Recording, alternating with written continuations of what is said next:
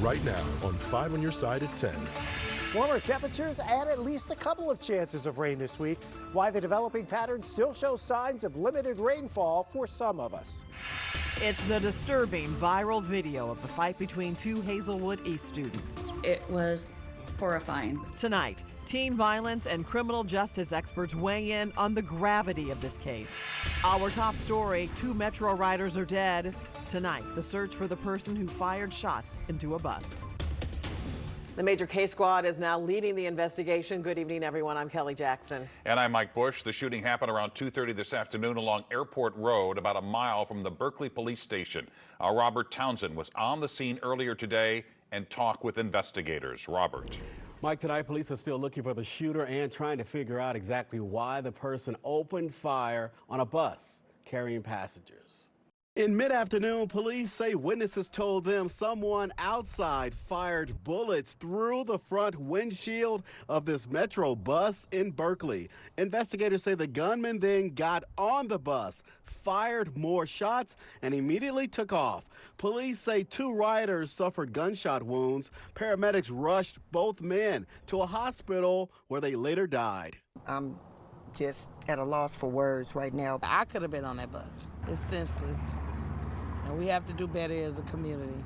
The gunfire rang out on the 61 Chambers route bus at a westbound bus stop on Airport Road. It was near a now closed Airport Elementary School, just blocks away from Berkeley City Hall and a fire station. Kim Parks lives nearby. This has been a pretty quiet neighborhood. Random gunfire, very random, but overall it's pretty quiet. Investigators say several people were on the bus at the time of the double shooting. Nobody else was hurt. In a statement, Kevin Scott, the general manager of security for Bi-State Development, said this brazen act is yet another example of the violent crime crisis we are seeing in our region. They need to stop the violence.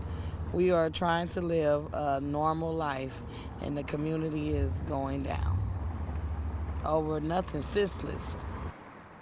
The Major K Squad will not release the victims' names until after detectives have contacted their families.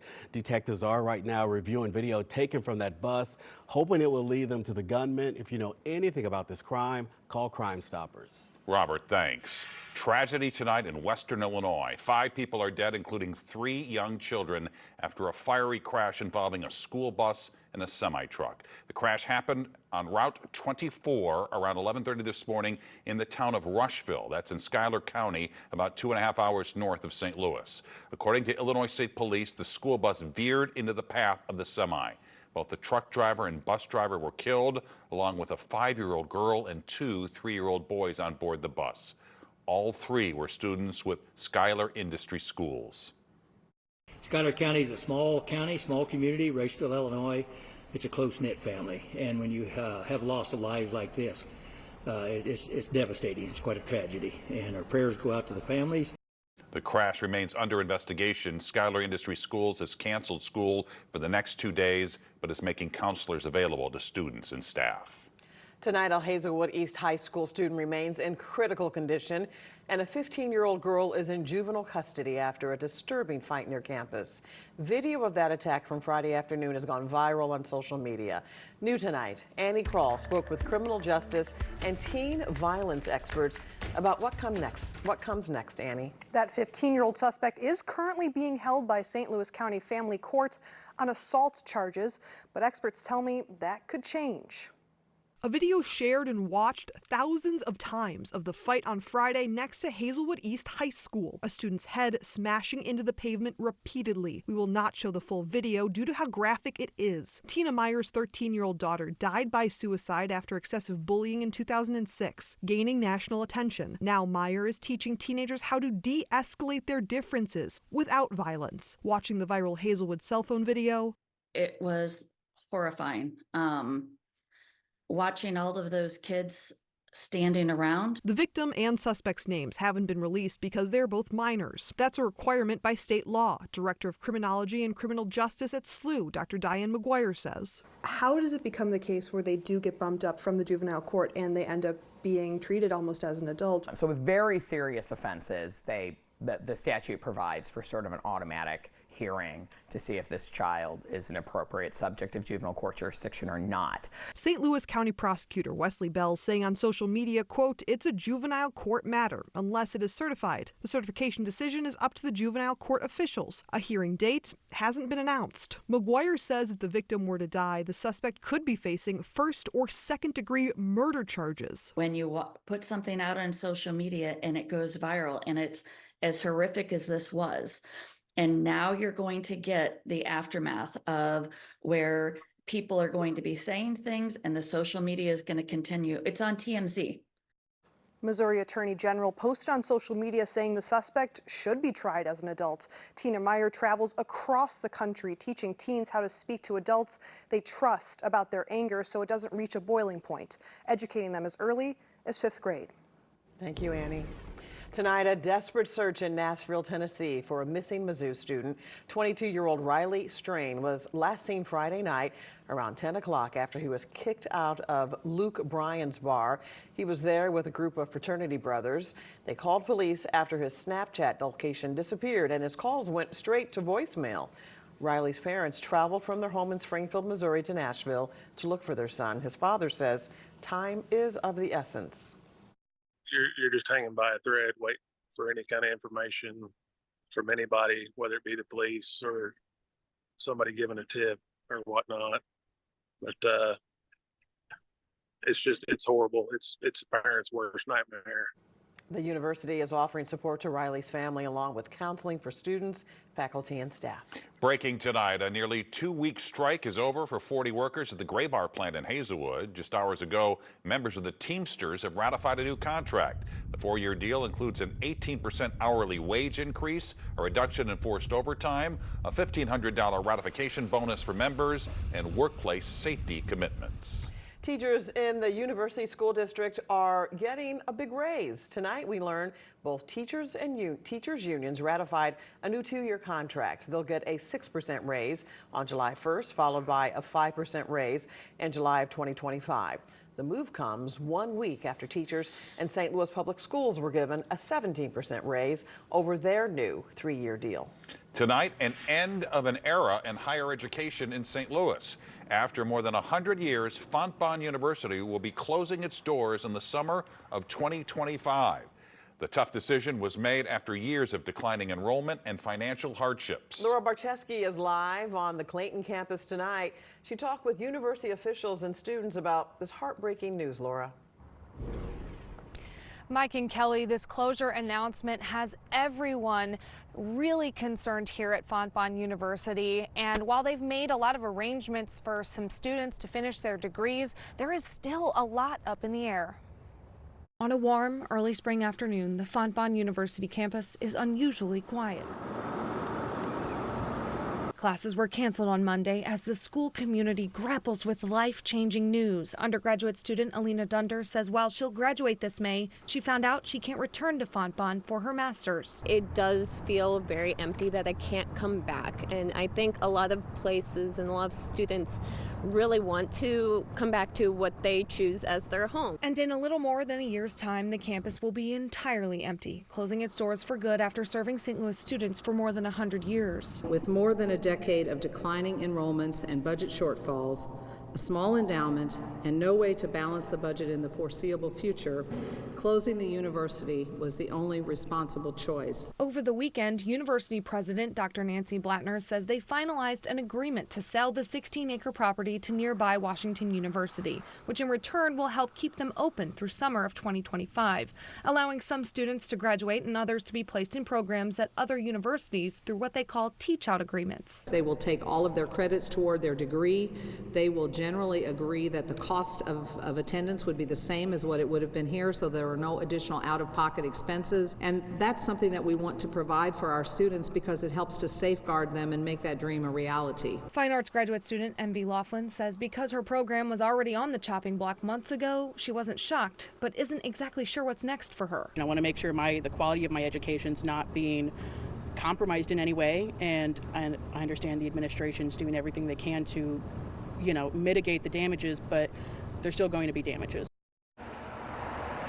The The university president says all staff will receive severance packages and faculty will be guaranteed a years-long contract to allow them time to find new jobs. Reporting live in Clayton, Laura Barcheski, 5 on your side. It's been a year. So what are we doing? We've done nothing to stop someone else. You can either make excuses or you can take action. That was the direct message the parents of Jana Edmonsons has to city leaders just one day after a St. Louis jury convicted the driver who caused the devastating downtown crash that led the Tennessee teen to lose her legs. They want to see swift action to improve safety on city streets. Just weeks after that crash, Mayor Tashara Jones announced her $40 million Safer Streets plan. But planning and implementation is taking time. One alderman in South City showed us how concrete barriers and so-called suicide lanes are working to deter reckless driving until medians can be installed. This was something that was a relatively easy fix, and so far the feedback has been overwhelmingly positive. Aside from the aesthetics of it, people don't like the way it looks trashy. I agree with that. Plans to bring red light and speed cameras back to St. Louis also in the works, and the police department says it has stepped up enforcement at some high visibility intersections. Tonight, Missouri Congresswomen Ann Wagner and Cori Bush, along with Congressman Blaine Luetkemeyer, are calling on House Speaker Mike Johnson to include the Radiation Exposure Compensation Reauthorization Act in the 2024 appropriations bill. The proposed legislation would help local victims exposed to radiation by the federal government. The Senate passed a bill pushed by Senator Josh Hawley last week. Right now, the U.S. Army Corps of Engineers is testing underneath homes for possible contamination from radioactive waste. This sampling is being done in the basements of homes in the Cades Cove subdivision in Florissant. Those homes were built on top of a tributary to Coldwater Creek, which was contaminated by radioactive waste from the Manhattan Project. The project could possibly take 1 year from beginning to end. A child care crisis in Missouri. These kids are like my kids. And to think that they would have to be on the street because the state can't keep up with their contracts. A local daycare on the brink. Tonight, the I-Team uncovers it's part of a wider problem. This is unacceptable. And the efforts to hold state bureaucrats accountable. Midweek warmth, and this West Coast system, it evolves into a potential rainmaker for at least some of us. We're tracking any rain chances for the rest of the week in 7 minutes. Tonight, a driver is behind bars on DWI charges, accused of causing a big mess in Montgomery County. Police say the speeding drunk driver forced a semi-tractor trailer off Interstate 70, causing to overturn and spill 43,000 pounds of frozen French fries. The mess blocked a service road for several hours early yesterday morning. We're told no one was hurt in that crash. Tonight, the I-Team delves into a pressing issue affecting families and child care providers across the state of Missouri. Senior investigative reporter Paula Vassan has uncovered troubling problems with the state's education department failing to reimburse child care centers. She shows us how it's putting livelihoods at stake. This problem could possibly destroy the economy in the state of Missouri. In the heart of St. Louis on Chippewa Street is a daycare. Hi, do you need a hug? And a director in tears. These families are like my family. For the last 4 months, Samantha Cross says she has not been fully reimbursed by the state for childcare subsidies. The I-Team discovered internal system-wide issues are to blame. You do everything that you can, but there's nothing you can do in this situation. Nearly all of the children here live below the poverty level. She's among the roughly 1,500 childcare centers across Missouri that depend on reimbursements from the state to keep the doors open. Now she's working weekend side jobs to stay afloat. I fry chicken on the weekends. These kids are like my kids. And to think that they would have to be on the street because the state can't keep up with their contracts. It just breaks my heart. We witness the frustration. For child care subsidy, press 3. Endless hours on hold. If you are calling because the amount listed on your IRS 1099. Unanswered questions. I still have not gotten a response for any of my 12 tickets that I put into the system. And mounting stress. The system is still not working. How long has the state known that this is a problem? How long have they known that providers were not getting paid? Probably since October when they stopped paying us. That's a lot of months to figure it out. That's a lot of months to figure it out. Definitely. The state's response, a statement filled with promises and apologies. Despite multiple requests, a spokesperson with the Missouri Department of Elementary and Secondary Education refused an on-camera interview. Instead, they sent this statement citing unforeseen challenges during a system transition, which they became aware of in early January. The switchover involved moving from old, inefficient data systems. You go to your documents, nothing. There's nothing there. For childcare providers, these challenges have real consequences. How would you describe the way the state is handling this? Unethical, immoral. We pressed for accountability from state lawmakers. This is unacceptable. Missouri Representative Mary Elizabeth Coleman expressed shock and concern. What needs to change to make sure the state is held accountable for this? We're going to have to find out where the ball was dropped and who was responsible for doing that. A Facebook group shows countless providers are not getting the payments they've been promised from the state. The I-Team has been in touch with at least 12 childcare centers, all desperate for a lifeline and on the brink of closure. Already, 60% of the counties in Missouri are childcare deserts, places where there are not enough options to fill the need. Providers fear these deserts will spread since they can no longer pay their bills. A lot of these providers have gotten second mortgages on their personal homes in order to pay staff, to pay for supplies. Families and childcare providers need concrete solutions, and they need them now. Our investigation continues as we demand answers and accountability from those responsible for ensuring the well-being of Missouri's children and families. For the I-Team, Paula Vassan, 5 on your side. Chief Meteorologist Scott Connell joins us now with that Weather First forecast. The season is still winter, but Scott, feels a lot like spring. Sure does, and I don't think we're going to change that much over the next several days. We don't have any really cold air coming our way. What a beautiful shot, though, looking from City Park back down towards the Arch tonight under a clear sky around St. Louis, and a relatively balmy one. Yeah, 45 degrees. No, that's not all that warm out in Chesterfield or DeSoto, but for this time of year, that's a pretty good temperature to have during the evening. Most of us still in the 40s to lower 50s. It is a relatively mild night. Again, Lambert just barely dropping into the 50s this hour at 59. The air is very dry. Our dew point's 26. We were 72 for the high today in St. Louis. Our low this morning down to 40 degrees. You can add about 8 to 10 degrees from your early morning temperatures this morning to what we'll see on Tuesday morning. It will start warmer and it'll be a quick warm up. We're watching the high clouds out over the plains now and another system coming into the west coast, pushing into the Rockies. It's eventually going to carve out some unsettled weather for us over the next few days. We do have a disturbance or two to get through before the main push with the front. That first disturbance won't get here, though, until tomorrow night. So tomorrow, you're looking pretty good. Tuesday, temperatures going back into the mid-70s, well above average. Evening hours, this is where things will get interesting tomorrow evening. Disturbance rolling in from the west. Yes, it's fairly mild. Still into tomorrow evening, temperatures close to 60 degrees. We will see some scattered showers and thunderstorms. We're thinking the best chance is maybe along the Missouri River and to the north, and then spreading to the east of St. Louis into the wee hours on Wednesday. Many spots may not see much in the way of rain at all. And again, it's contingent on the moisture getting back in here. Wednesday during the day, warm fronts moving in from the south, so we're well into the 70s on Wednesday. Most of the day should be dry. Might see a spot shower or thunderstorm overnight, Wednesday evening into Wednesday night. And then as this cold front approaches from the west on Thursday, this will probably be the biggest focus for any chance of showers and thunderstorms. So that storm chance is there. How strong will we have? Strong to severe storms? Doesn't look like all the ingredients are coming together, so we still have questions on that, and we're tracking that. At least scattered, but we can't guarantee everybody is going to get rain out of that. And once it slides by, the chances heading into the weekend pretty slim. Saturday, we're in the 60s. St. Patrick's Day is on Sunday, and we're talking temperatures a little bit cooler in the 50s for highs.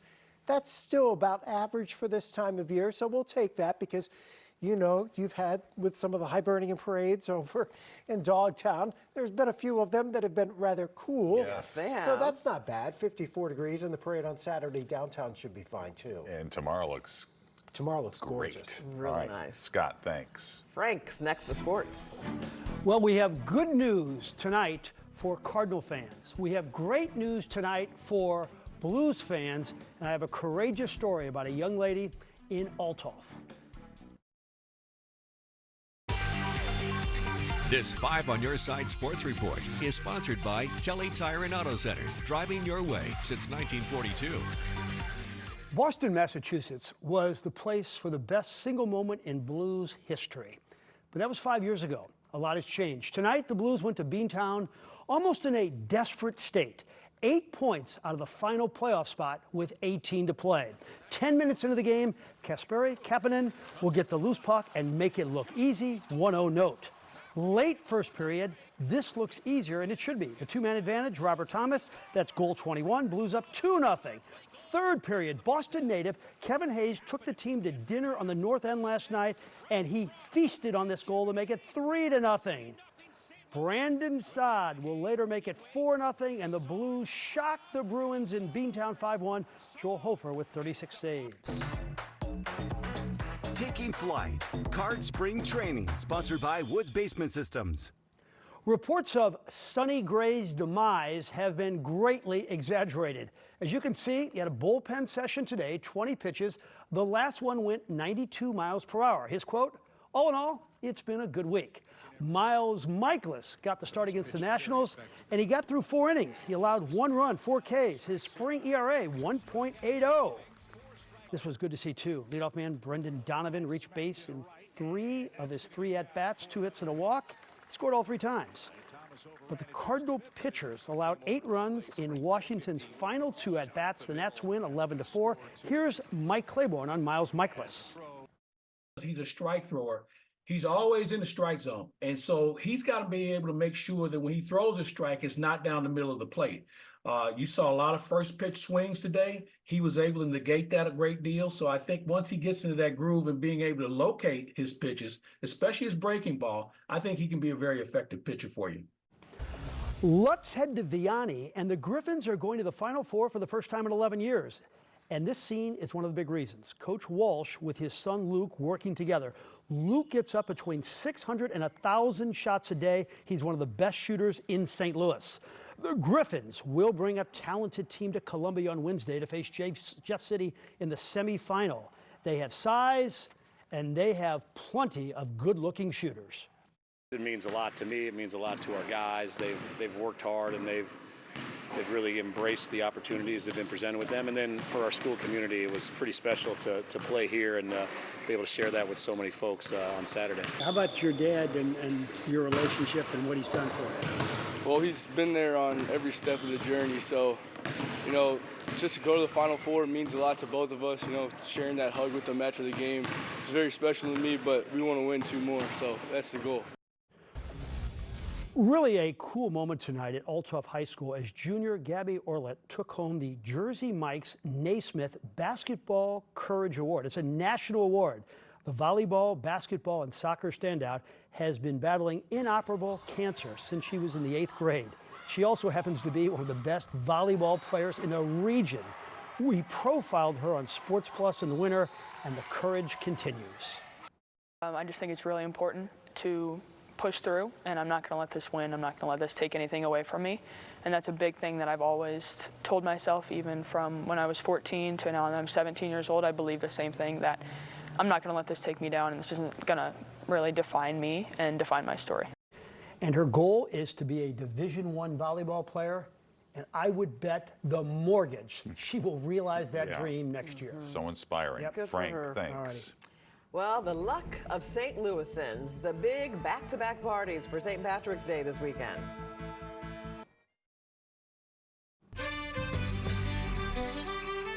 St. Patrick's Day is next Sunday, and Dogtown is gearing up for a big party. Yeah, crews have already begun painting 250 shamrocks on sidewalks ahead of the 40th annual Ancient Order of Hibernians Parade. The people love it. The businesses, they get to work in the morning, they see their shamrocks out there, they know what's coming around the corner. It's St. Patrick's time. The Irish Festival runs Sunday from 8 until 6. The parade steps off at 11 a.m. and will march down Tam Avenue between Manchester and Oakland. But there's more. The party gets started on Saturday in downtown St. Louis with the St. Patrick's Day run. The 55th annual St. Patrick's Parade will march down Market Street starting at noon. It runs from City Park to City Garden, and that is rain or shine. And Scott has one final check of the weather. And there should be no rain. So, you know, That's Saturday good. A and little Sunday. chillier, though. Yeah, a little cooler. Temperatures are in the 60s Saturday, 50s on Sunday.